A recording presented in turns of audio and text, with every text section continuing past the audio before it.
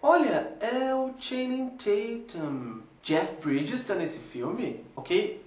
Halle Berry, eu sabia já que tava no filme. Pera, aquele é o Samuel L. Jackson? Kingsman no Círculo Dourado, que é dirigido pelo Matthew Vaughn, de Kick-Ass, X-Men Primeira Classe e do primeiro Kingsman. É um filme que, como todos os filmes do Matthew Vaughn, ele tem uma direção bastante estilizada. Então, desde a primeira cena do filme, a gente já sabe, a gente já consegue identificar que é um filme dirigido pelo Matthew Vaughn, que tem uma predileção por uma direção estilizada, como eu falei, por uma direção que usa a câmera muito rápida, muito acelerada, mas é um estilo muito peculiar, porque ele deixa a câmera próxima à ação, registrando a ação, sem cortes, com uma coreografia que normalmente é uma coreografia bem ensaiada, e a gente via isso nos outros filmes dele também. A gente consegue entender tudo o que está acontecendo, principalmente porque ele é um diretor que sabe que aqui e ali ele tem que afastar um pouquinho, ele tem que mostrar um plano geral, um plano mais aberto, um plano aéreo, para a gente entender a geografia, saber onde está cada personagem, onde está cada lugar. Mas, por outro lado, esse estilo de filmagem não combina muito bem com o cinema de 3D. Então a primeira sugestão que eu tenho que dar para você é: não veja esse filme em 3D, porque não só o estilo do Matthew Vaughn contradiz essa lógica chacoalhada e dinâmica e essa ação desenfreada, porque o 3D ele acaba causando um pouquinho de tontura, até um pouquinho de enjoo em algumas pessoas, mas também porque, como ele não foi um filme pensado para ser em 3D, a narrativa dele toma algumas decisões que não combinam com ambientes tridimensionais, e a mais óbvia delas é cenas com foco reduzido, ou então cenas em que há a troca de foco. Por quê? Porque o foco no cinema, ele tem justamente essa função: fazer você saber a distância entre a câmera e o fundo do cenário, ou então o tamanho do espaço em que a cena se passa. E no 3D, o ambiente tridimensional já faz isso. Então, quando as duas técnicas são usadas juntas, fica confuso, fica perdido e fica desnecessário. Mas, além disso, como o diretor tem essa característica de usar muitas câmeras lentas, uma coreografia estilizada, tem aqui e ali algumas coisas que acabam ficando falsas demais. A gente consegue ver que é CGI demais, imagens computadorizadas. Então, por exemplo, logo no início do filme, tem uma perseguição de carro muito legal, e quando o diretor afasta a câmera em um momento, a gente vê o carro do protagonista fazendo um drift bem longo, assim, através de uma rua, que é um drift que dura muito mais tempo do que duraria na vida real, e aquele carro acaba começando a parecer um carro de desenho animado, de tão artificial que fica. Ou então em cenas em que há lanças e facas e cordas voando para um lado e para o outro na ação, né, no combate entre um personagem e outro, e o diretor faz ou um freeze frame, né, paralisa o quadro, ou então uma câmera lenta, a gente vê aquela faca, a gente vê aquela corda, e a gente sabe que não é uma faca real. A gente vê uma cadeira caindo e quicando no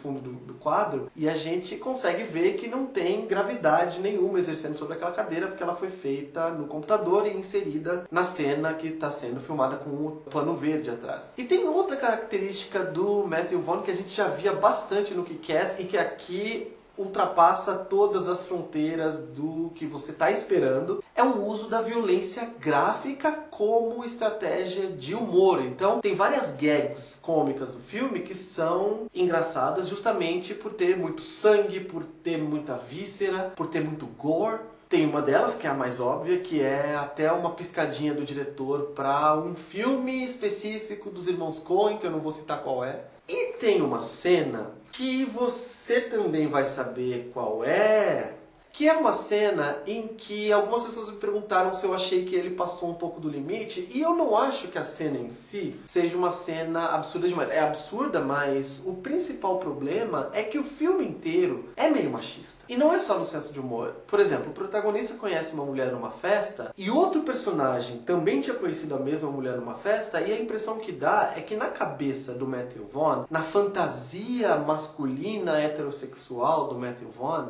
aquelas mulheres, como elas estão num festival de música, né? Imagina, elas são mulheres que qualquer cara que chegar e trocar duas palavras com ela e um chaveco barato barato, na hora ela já vai querer levar o cara pra tenda dela pra transar e, gente, come on. Enquanto isso, o protagonista, que é um super espião, topzera, ele pilota avião, ele tem vários gadgets legais, ele sabe lutar, e a mulher é uma dona de casa, Amélia, que tá esperando por ele e que fica mandando mensagens cobrando que ele esteja mais próximo a ela. Inclusive tem uma cena que é inacreditável, que ele tá pensando em transar com essa outra mulher do festival. Segundo ele tem objetivos maiores e a personagem da esposa dele não só aceita essa traição, quanto ela fica o incentivando. Ele está nitidamente com um complexo de inferioridade pela duração que esse projeto que ele vai executar ao lado dessa mulher vai durar, e ela fica querendo, não, imagina, eu sei que você consegue resistir muito mais tempo que isso, e que é absurdo, em nenhuma situação na vida real você vai ver isso acontecendo, mas é uma espécie de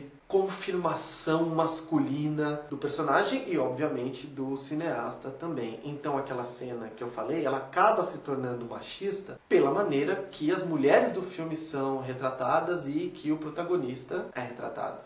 Além disso, uma coisa que fica muito óbvia, muito rápido, é que o Matthew Vaughn está muito empolgado com o tanto de ator de alto calibre que ele conseguiu chamar para fazer o filme dele. E o que acaba acontecendo é que esses personagens entram em cena, tem sempre aquele zoom ou então um traveling na direção do ator, pra gente ter aquela sensação de, nossa, era o Jeff Bridges. Caramba, o Channing Tatum também está nesse filme. E na verdade eles estão interpretando a eles mesmos. O Jeff Bridges é o mesmo cowboy durão, meio grosseirão, que cospe. O Channing Tatum é mais ou menos uma variação do que ele faz no Magic Mike. E assim por diante. Eu acho que os destaques ficariam do lado da Julianne Moore. Não porque ela tem um personagem muito interessante para trabalhar, mas é que é muito óbvio que a Julianne Moore não tá nem aí pro filme. Ela não tá interessada no filme. E ela acaba abraçando com bastante bom humor essa vilã unidimensional, sádica que ela vive, e o Colin Firth, que é um personagem que ao mesmo tempo consegue passar uma segurança e consegue passar uma sofisticação necessária no primeiro Kingsman, por exemplo. E eu não sei se vocês concordam comigo, mas ele é um dos atores de Hollywood que tem o olhar mais triste que eu conheço. E nesse filme, que ele tem um contexto dramático muito mais importante, ele consegue fazer você ficar com pena dele, você se identificar com ele pelo olhar tristonho, que é uma característica do ator e que ele usa muito bem nesse filme. O filme também é extremamente inchado, não só tem personagens demais, como são subtramas demais. Tem um momento que tem 3 subtramas paralelas sendo desenvolvidas e, pra piorar, ele ainda acaba entrando num flashback, que é aquele flashback que mostra o Samuel L. Jackson de relance, e que o Matthew Vaughn faz uma referência ao Tarantino, não só por ser uma cena que quebra a narrativa central, mas também porque ele usa o Samuel L. Jackson, e fontes amarelas que parecem as fontes do Pulp Fiction. E isso não contribui em nada para o filme. Na verdade, a gente está interessado na narrativa central, que é uma história bem simples até, que não precisava ser complicada desse jeito. Eu gosto do absurdo, da escalada insana que os acontecimentos tomam, mas eu percebo que o filme não tem muita segurança em relação a isso, porque toda hora ele fica querendo trazer de volta os próprios pés para o chão. Então, por exemplo, tem aquele clichê da cena em que tem uma televisão passando notícias e as notícias estão contando os acontecimentos que a gente já viu na história, e isso é uma ferramenta óbvia de fazer você criar um sentimento de verossimilhança. Então você acredita no que está acontecendo porque tem jornalistas ali, âncoras de jornais narrando. E isso é desnecessário porque a gente sabe que os acontecimentos do filme são treslocados demais para ter acontecido numa realidade mais ou menos parecida com a nossa. Portanto, o filme diverte, é legal, ele não passa muito rápido e esse é um problema. E eu acho que ele pode funcionar como um entretenimento escapista, passageiro, mas que poderia ser um pouquinho mais enxuto, poderia ser um pouquinho mais coeso, ter um pouco de mais foco. E é isso, você já se inscreveu no canal? Se você não se inscreveu, você tem uma tarefa. Chame seus amigos, fale para eles se inscreverem também, divulga nas redes sociais, clica no sininho para receber as notificações. Quanto mais gente clicando, mais vídeo tem. Curte o vídeo e é isso.